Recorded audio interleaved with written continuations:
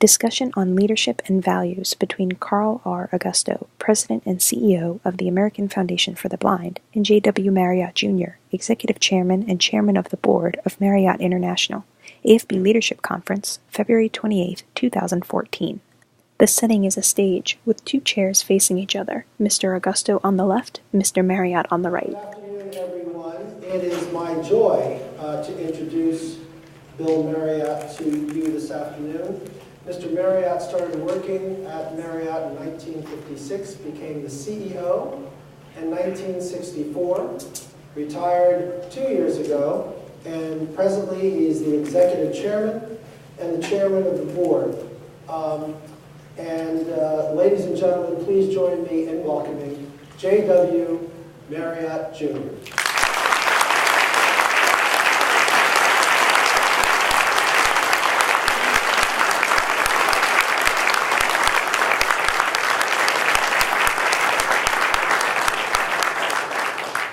So, Bill, I have been a frequent traveler for nearly 40 years, and I've stayed at a lot of hotels over the course of those 40 years. And in my earlier years, I stayed in a variety of hotels. I try to avoid that now. That's good. Yeah. Long before joining the staff of the American Foundation for the Blind 23 years ago, I came to the conclusion that Marriott does it better than anyone else. We have had a practice at AFB that all our AFB leadership conferences are held at Marriott hotels. Our board of trustees meet only at Marriott hotels. And personally, I love the different brands that you have. Depending upon my needs, I can stay in a Courtyard, I could stay at a Residence Inn, I could stay at a full-service Marriott. Of course, when I'm on vacation, I love to go to the resorts. But what I really appreciate about Marriott more than anything else are your associates. I know that you give them happy pills. I'm not sure how you do it, but I'm sure you do it. They're always cheerful, they're always helpful, and it doesn't surprise me that Marriott appears in the top 10 of Fortune 500's best places to work every single time they do a survey. And there are, you guys do special efforts to accommodate people with special needs.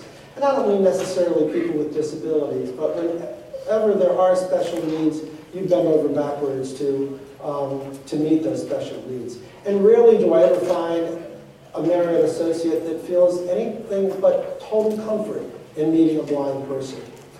Marriott was the first one to install braille signage on all its sleeping rooms and all of its meeting rooms. It's the only chain I've ever found that has sound alarms, so that when I come in from a meeting and instead of trying to remember the 3 or 4 digit code or call the front desk, I hear the sound. And you've had an outstanding record of employing people with disabilities, and we have a special foundation for people with disabilities. We might talk about that in a few minutes from now.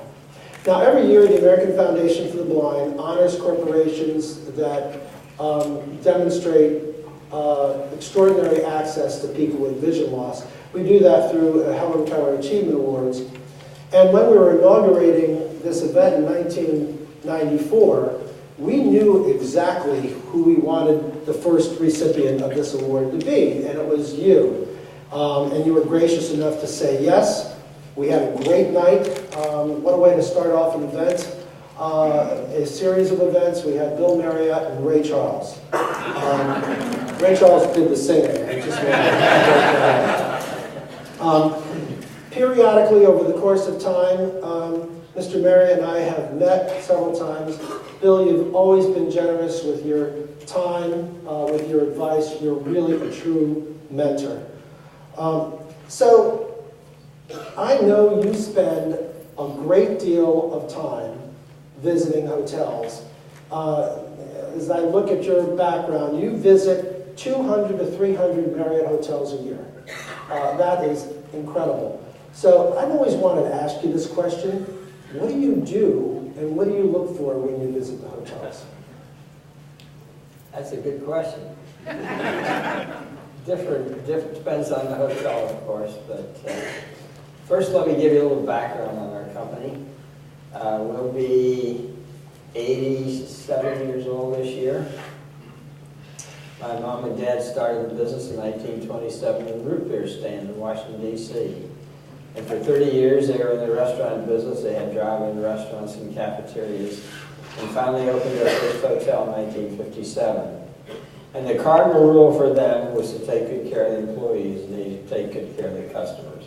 So I look to see the smiles. I want to make sure that people are happy, that they're really enjoying their work. Mr. Marriott takes a sip of water. And I want to make sure the place is clean, that all the rails in place. And to make sure that we're up for the job, that we're doing a good job.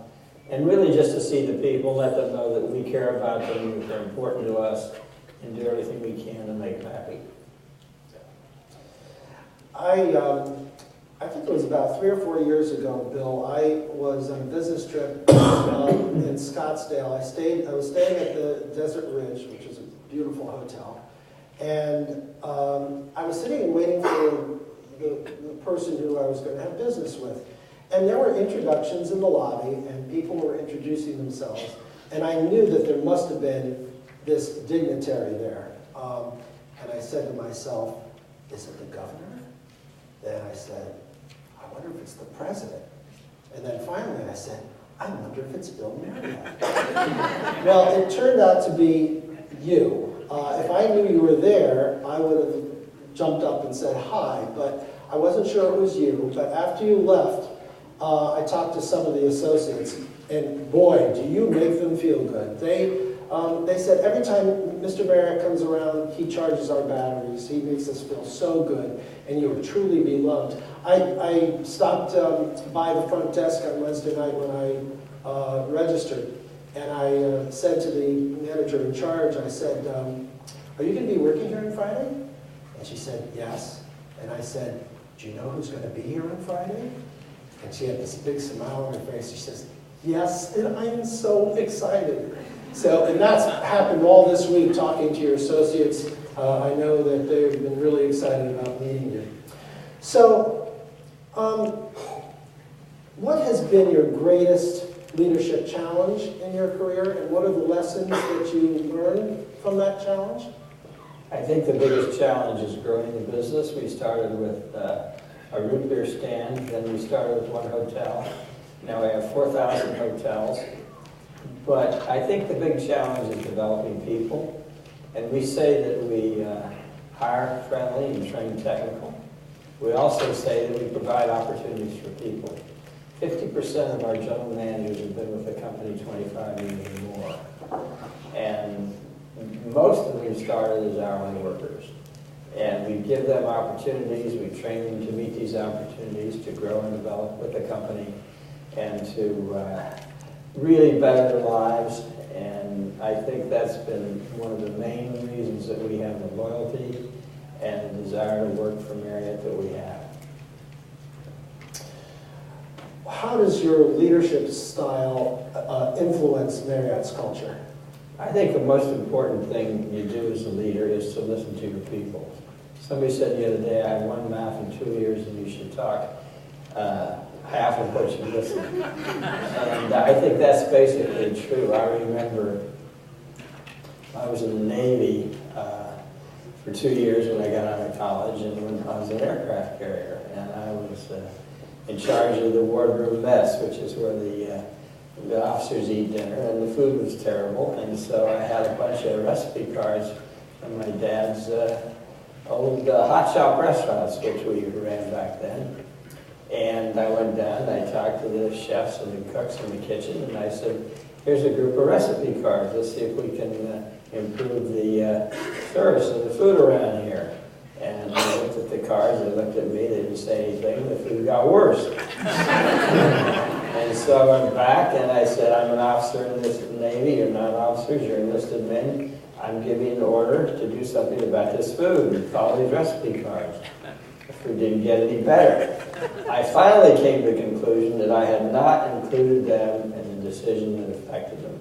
I had not sold them on why they should use the recipe cards. I had not put an arm around them and told them that how much they were appreciated. I went in and threw using my authority at them, and it was a big mistake. And I learned a lot from that. In fact, that Christmas, I was at our family farm down in Virginia, and one of my dad's best friends was Ezra Taft Benson, who was Secretary of Agriculture for President Eisenhower. And here comes Ike and Mamie, and they show up down at the farm, and they're down there to have some dinner, and then we were going to let Ike go out and shoot some quail. Of course, we filled the fields with quail. We had a couple hundred of these birds and stuck them all over the place. So if we went out to shoot, we'd have a quail to shoot. And it was bitter cold like it is here in New York today, and the wind was blowing. This was December, it was Christmas time. And somebody was saying, "What do you want to do, Mr. President? Should we go out and shoot the quail, or should we not go out and shoot the quail?" And I was standing back in the corner as the lowest ranking officer in the United States Navy, and the five-star general and the President of the United States turned to me and said, "What do you want to do, Bill? What do you think we should do?" I said, "It's too cold, let's stay inside." And I thought about that a lot. I thought there was a commander-in-chief asking me, a lowly ensign in the Navy, what I thought. And I thought about a great lesson of leadership I learned from him, because when he was Supreme Commander, Allied Commander in Europe during the war, he had to work with some very difficult people, Montgomery and Patton and Churchill and Marshall and some of these other generals and heads of countries. And I thought, you know, he probably asked that question a lot. What do you think? He didn't necessarily follow their advice, obviously, but a lot of the time he got them on board by saying, "What do you think?" And so I learned a lot from that. If I'd asked those cooks in the kitchen on my aircraft carrier, "What do you think?" I would have probably gotten a lot better response than I got, because I didn't get any response. So that was a true great lesson for me. And so I've always tried to think of those four important words. What do you think? As I mentioned earlier, I feel so strongly about Marriott Associates providing excellent customer service. So how does Marriott create a customer-centric mindset? I think people that work for us know that we truly care about them. Our core belief is put your associates, your employees first. Take good care of them. I mean, back in the 30s, my dad put a doctor on the payroll because he didn't have health care back then, to take care of his people because they got sick. And then they found out in the 40s they needed surgery, and so he put a surgeon on the payroll. And he was there to care for his people. I think it started out in that little root beer stand where there were 4 employees, and my father working there, and my mother working there, and one day one of the ladies who was serving the root beer didn't show up. So my dad and mom had to spend the day pulling out root beer and filling that mug, and my dad said, "Hey, I've got to build a little chain here. If I do, I've got to have everybody want to work for me. What do I do to get them to work for me?" And the answer to that was to train them, treat them well, promote them, give them opportunities to grow and develop. And that's what started the culture of the company, and that exists today. So what are Marriott's core values, and how do those core values contribute to that culture? Well, number one core value is take good care of your people. And I just mentioned that one. Another core value is to pursue excellence. We have a lot of standards in this company. Some people think we have more than we should. That came out of the restaurant business where we developed those recipe cards. It also came out of the other standards we have in the restaurants. So we have 66 ways to make up a room today in the hotels. So consistency is a very important part of our business. And so we believe that to pursue excellence, we believe it's important to act with integrity. We believe it's important to serve our world, and we work very hard at that. We have, speaking of, you mentioned earlier, what are we doing to help people with disabilities? We have what we call Bridges to Work, and we've placed, I think, 14,000, 15,000 people. Tad Asbury's here. How many people, Tad? That's correct, 14,600. 600 since I last talked to you. Thank you, Tad. Good job. And we take these high school kids who have disability and we get them jobs and we get them into college, but primarily we get them a job. And we have about 8 or 9 cities across the country where we have our Bridges program going.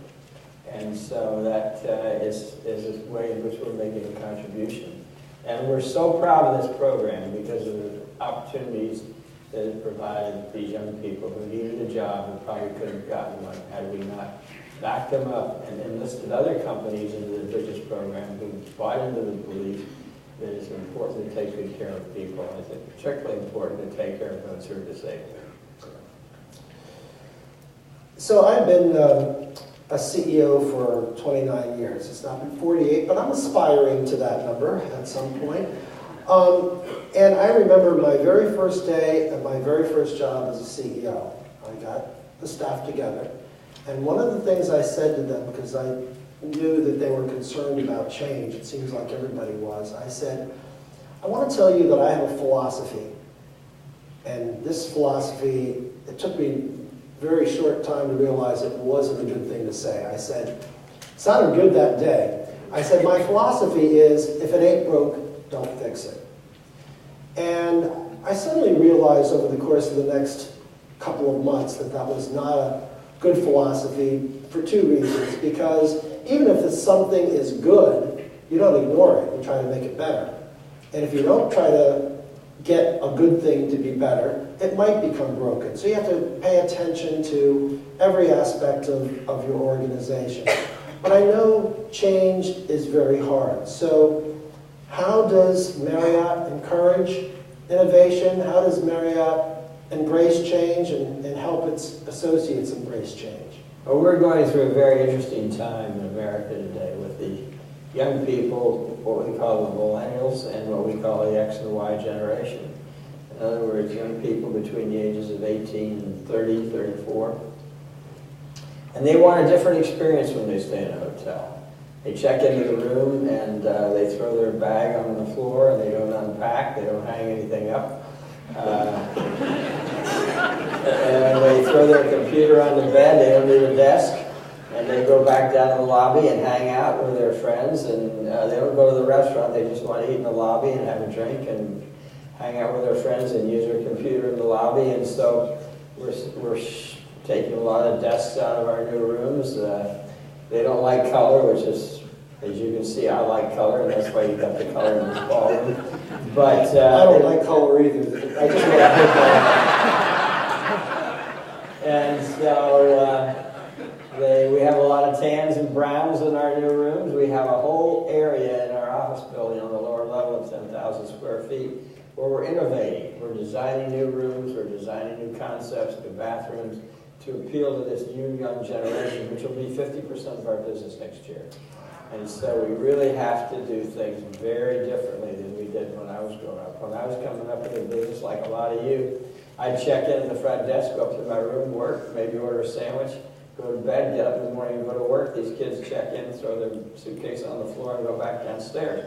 And then they come back up and go to sleep, or maybe they come back up and use their computer, sitting on the bed or sitting in a chair. They don't use a desk. And so it's a very, very different mindset and way of living, a different culture. So we have to adapt to that and make sure that we're modern, we're innovating, and we have lots of new brands we're innovating. We have a new Edition brand that we're working with Ian Schrager, who is an inventor of the boutique hotel. We have a first one opening in London, and now we're opening this year in Miami Beach, and next year here in New York. And so we got a lot of those going. We've got a Renaissance Hotel brand, which is continuing to evolve into meeting the millennials. And then we have the Autograph Collection, which also meets with them. And then we have 2 lower priced offerings. One would be what we call AC Hotels, which is a Spanish chain of sleek, modern little hotels with a lower price. And then we're finally developing a hotel called Moxie, which is even a smaller room, lower price, but all hip and sharp for these young people. Please visit us at www.afb.org.